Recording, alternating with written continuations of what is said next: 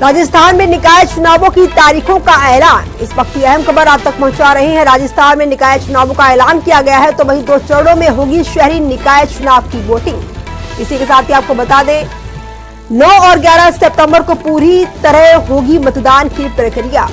इसी के साथ ही आपको बता रहे हैं आचार संहिता लागू, उद्घाटन शिलान्यास पर लगी रोक। इस वक्त की अहम और बड़ी खबर आप तक पहुंचा रहे हैं। राजस्थान में निकाय चुनावों की तारीखों का जो है ऐलान कर दिया गया है।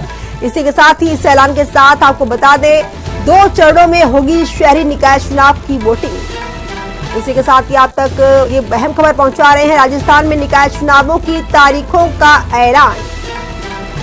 इसी के साथ ही आपको बता रहे हैं 2 चरणों में इस बार होगी शहरी निकाय चुनाव की वोटिंग। 9 और 11 सितंबर को पूरी तरह होगी मतदान की प्रक्रिया। आचार संहिता लागू, उद्घाटन शिलान्यास पर लगाई गई रोक। इस वक्त की अहम खबर आप तक पहुंचा रहे हैं। राजस्थान में निकाय चुनावों की तारीखों का ऐलान किया गया।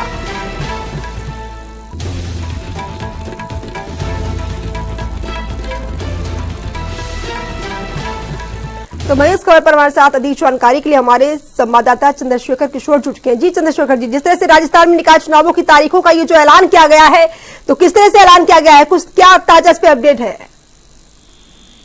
देखिए 9 और 11 सितंबर को वोटिंग होगी और 14 सितंबर को रिजल्ट आएगा। और लगातार ये बना हुआ था कि हाईकोर्ट ने कई बार कहा कि चुनाव करवाने हैं और एक डेडलॉक बना हुआ था, वो डेडलॉक टूट गया है। आज आचार संहिता लग गई है, चुनाव की घोषणा राजस्थान में हो चुकी है जी।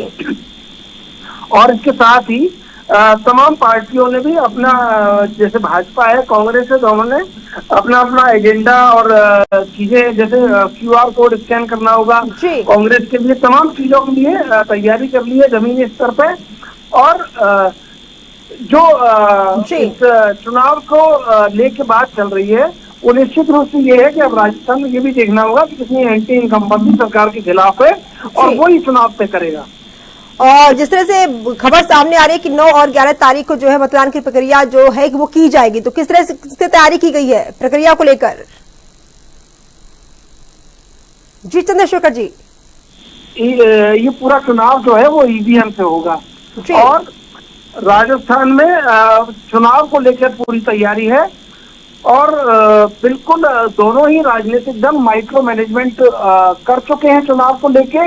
कांग्रेस भी पूरी तरह दमखम ठोक रही है और भाजपा में जो राजस्थान में पिछले 2.5 साल से भाजपा की सरकार है, उसका भी कहीं ना कहीं ये अग्नि परीक्षा है कि निकाय चुनावों में किस तरह से चौथे पहिए की जो सरकार है वो आखिर किसकी बनने जा रही है, इस पर विशेष जोर होगा। तो निश्चित रूप से दोनों पार्टियां जान झोंक रही हैं, लेकिन ये तो मतदाता तय करेगा कि चौथे पहिए की सरकार किसकी बननी है।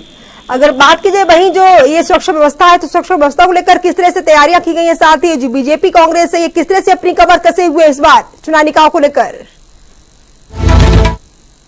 दोनों ही दलों में अभी जो यहाँ पे गोविंद सिंह डोटासरा बड़े नेता है कांग्रेस के, उनका एक बयान था कि कोई पैरवी नहीं चलेगी, मैं किसी की बात नहीं मानूंगा, ज्यादा से ज्यादा टिकट युवाओं को देने होंगे।